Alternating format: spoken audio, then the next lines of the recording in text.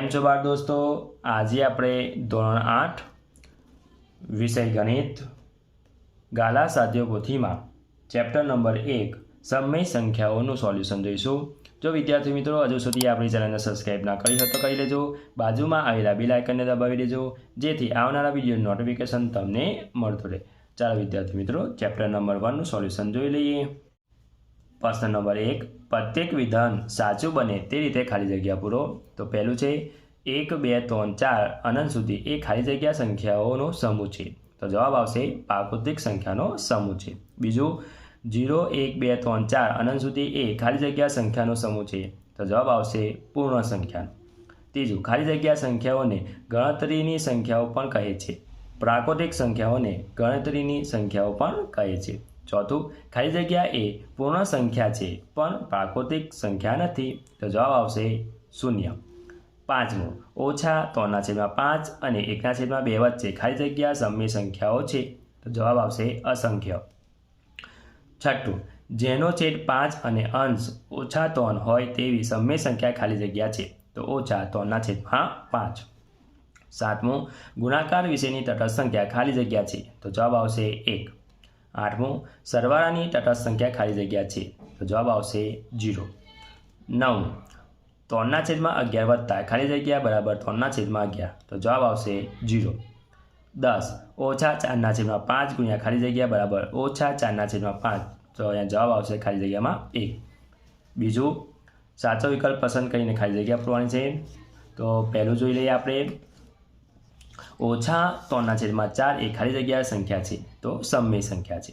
બીજું ઓછા 1/1/3 એ ખાલી જગ્યા સંખ્યા છે, તો જવાબ આવશે સમય સંખ્યા। એટલે આ રીતે જોઈએ, ઓછા 1/1/3 3 ગુણ્યા 1 એટલે 3 વત્તા 1 ઉમેરી દેવાનું એટલે 4 ઓછા 4/3। ત્રીજું 2/7 વત્તા 1/7 વત્તા 4/7 બરાબર ખાલી જગ્યા, તો 7/7 બરાબર 7 અહીંયા કટ થાય તો 1 જવાબ આવશે। ચોથું ઓછા 5/9 અને 3/7 વચ્ચે ખાલી જગ્યા સમય સંખ્યાઓ છે, તો અસંખ્ય સંખ્યા। પાંચમું 2/2/3 એ p/q સ્વરૂપમાં ખાલી જગ્યા લખાય, તો 8/3 લખાય। છઠ્ઠું ઓછા 1/1/2 ખાલી જગ્યા p/q સ્વરૂપમાં ખાલી જગ્યા લખાય, તો ઓછા 3/2। સાતમું ઓછા 2/5 વત્તા ખાલી જગ્યા બરાબર ઓછા 2/5, જવાબ આવશે 0। આઠમું ઓછા 3 1/5 વત્તા 3/1/5 બરાબર ખાલી જગ્યા, જવાબ આવશે 0। નવમું ઓછા 5/9 ગુણ્યા ઓછા 5/5, તો અહીંયા જવાબ આવશે 1। 10મું જોઈ લઈએ, ઓછા 3/5 ગુણ્યા ખાલી જગ્યા બરાબર ઓછા 3/5, તો જવાબ આવશે 1। ત્રીજું નીચેના દરેક પ્રશ્નો જવાબ માટે આપેલા વિકલ્પ સાચા વિકલ્પ શોધો અને તેના ક્રમ અક્ષર પ્રથમ અક્ષર આપેલા બોક્સમાં લખો। તો પહેલું જોઈ લઈએ, ઓછા 3/4/5 એ ખાલી જગ્યા સંખ્યા છે, તો જવાબ આવશે ડી સમય સંખ્યા। બીજું 3/4 ગુણ્યા ઓછા 2/9 બરાબર ખાલી જગ્યા, જવાબ આવશે બી ઓછા 1/6। ત્રીજું ઓછા 1/2/5 એ p/q સ્વરૂપમાં ખાલી જગ્યા લખાય છે, તો જવાબ આવશે એ ઓછા 7/5। ચોથું 2/3 વત્તા 3/4 બરાબર 3/4 વત્તા 2/3 એ સમય સંખ્યાઓનો સરવાળો વિશે ખાલી જગ્યા ગુણધર્મ દર્શાવે છે, તો જવાબ આવશે બી ક્રમનો। પાંચમું 3/4 ગુણ્યા 1 બરાબર જવાબ આવશે 3/4। છઠ્ઠું ઓછા 3/4 વત્તા 3/4 બરાબર ખાલી જગ્યા, તો જવાબ આવશે ડી 0। એટલે વિરોધી સંખ્યાનો સરવાળો હંમેશા કેવો હોય છે? 0 હોય છે।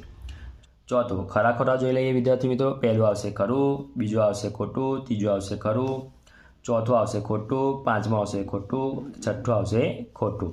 પ્રશ્ન નંબર 5 નીચેના દરેક સમય સંખ્યાઓ કયા ગુણધર્મનો ઉપયોગ થયો છે તે જણાવો। તો પહેલું જોઈ લઈએ વિદ્યાર્થી મિત્રો, તો 2/3 અને 3/2 સમય સંખ્યાઓ છે, તો 2/3 વત્તા 3/2 એ પણ સમય સંખ્યા જ હોય, તો સરવાળા માટે સમૃદ્ધતા।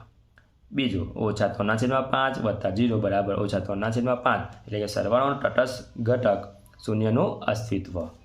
ત્રીજું ઓછા 2/7 વત્તા 4/9 વત્તા 8/11 બરાબર 4/9 વત્તા 8/11 વત્તા ઓછા 2/5, તો સરવાળાની ક્રિયાનો જૂથનો ગુણધર્મ।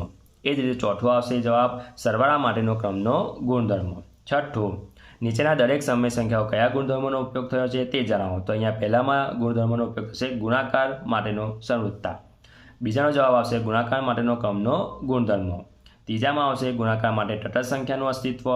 ચોથામાં આવશે ગુણાકારમાં જૂથનો ગુણધર્મ. અને પાંચમામાં આવશે ગુણાકારનો સરવાળા પર વિભાજન. સાતમું જોઈ લઈએ વિદ્યાર્થી મિત્રો, સમય સંખ્યાનો યોગ્ય ગુણધર્મનો ઉપયોગ કરી નીચેના સાદુરૂપ આપો. તો પહેલું જોઈ લઈએ 2/11 વત્તા 5/13 વત્તા 9/11 વત્તા 8/13. તો અહીં વિદ્યાર્થી મિત્રો અહીંયા 2/11 વત્તા 9/11 ને સાથે લખતા વત્તા 5/13 વત્તા 8/13. અહીં લસા લેતા તો 11 લસા નીકળશે, તો 2 વત્તા 9 આવશે, તો અહીંયા લસા નીકળશે 13, તો 5 વત્તા 8. તો અહીંયા 11/11 વત્તા 13/13. તો અહીંયા 11 કટ થાય છે તો 1 આવશે, વત્તા અહીંયા કટ થશે 13 તો 1 આવશે, તો 1 વત્તા 1 બરાબર 2. બીજું 4/9 ગુણ્યા 1/4/5 ગુણ્યા 5/4. તો 4/9 ગુણ્યા 5 એકા 5 અને 4 ઉમેરો 9/5 ગુણ્યા 5/4. 9 અહીંયા કટ થાય છે તો અહીંયા 4/5 ગુણ્યા 5/4. તો અહીંયા 4 4 અને 5 5 કટ થાય તો જવાબ મળશે આપણને 1. ત્રીજું 6/5 ગુણ્યા 8/17 ગુણ્યા 5/6 ગુણ્યા 17/8. તો અહીં વિદ્યાર્થી મિત્રો 6 6 અહીંયા કટ થશે એટલે અહીંયા આપણે 6 ને આ બાજુ લઈ લેતા, તો 6/5 ગુણ્યા 5/6. 6 6 અહીંયા કટ થાય છે, એ જ રીતે અહીંયા 8 8 કટ થાય છે, 17 17 5 5 કટ થાય તો જવાબ આવશે આપણને 1. ચોથું જોઈ લે વિદ્યાર્થી મિત્રો, 1/2 ગુણ્યા 13/10 વત્તા 1/2 ગુણ્યા 17/7/10. તો વિદ્યાર્થી મિત્રો અહીંયા 1/2 આપણે કોમન કરી લે, સામાન્ય કરી લીધા, તો કૌંસમાં મળશે 13/10 વત્તા 7/10. વિદ્યાર્થી મિત્રો અહીંયા લસા લેતા, લસા નીકળશે 10, તો 1/2 કૌંસમાં 13 વત્તા 7/10. તો અહીં 13 ને 7 20/10, 10 દુ 20 એટલે અહીંયા 10 10 કટ થાય એટલે 2 વધશે, તો 1/2 ગુણ્યા 2/1, અહીંયા 2 2 કટ થાય તો 1 જવાબ આવશે. પાંચમું ઓછા 3/8 ગુણ્યા 28/25 ઓછા 3/8 ગુણ્યા 3/25. તો અહીંયા કોમન નીકળશે, ઓછા 3/8 કોમન નીકળી જાય તો અંદર વધશે કૌંસમાં 28/25 ઓછા 3/25. 25 25 સરખા છે એટલે લસા થશે આપણે 25, તો 28 ઓછા 3 તો ઓછા 3/8 25/25 25 પછી અહીંયા કટ થાય છે તો ઓછા 3 ગુણ્યા 8 ગુણ્યા 1. તો જવાબ આવશે આપણને ઓછા 3/8. એ જ રીતે છઠ્ઠો જોઈ લઈએ, 11/18 વત્તા 23/19 વત્તા 7/18 ઓછા 4/19. તો અહીંયા 11/18 વત્તા 7/18 સાથે લખતા વત્તા 23/19 ઓછા 4/19. અહીંયા 18 લસા નીકળશે એટલે 11 વત્તા 7, તો અહીંયા થશે 23 ઓછા 4/19.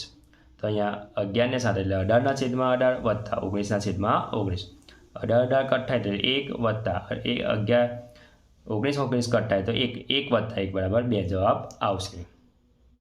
હવે અહીંયા વિદ્યાર્થી મિત્રો પ્રવૃત્તિ જોઈ લઈએ.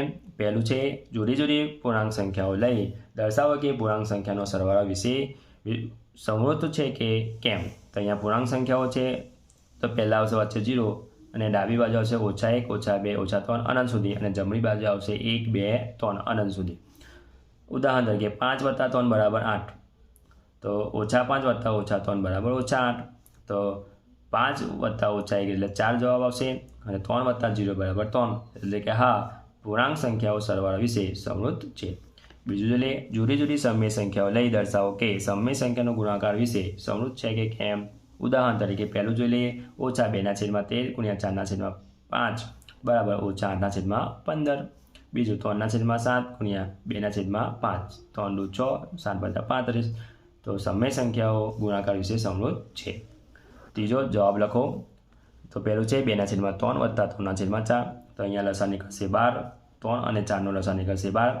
તો અહીંયા 4 વડે ગુણાકાર કરીશું અને 3 વડે, તો 4 દુ 8 અને 3 તાલી 9, તો છેદમાં 12. તો 8 વત્તા 9 એટલે 17/12 જવાબ આવશે. બીજું જોઈ લઈએ આપણે 3/2 ઓછા 2/3. તો અહીંયા લસા નીકળશે 6, 2 અને 3નો લસા નીકળશે 6.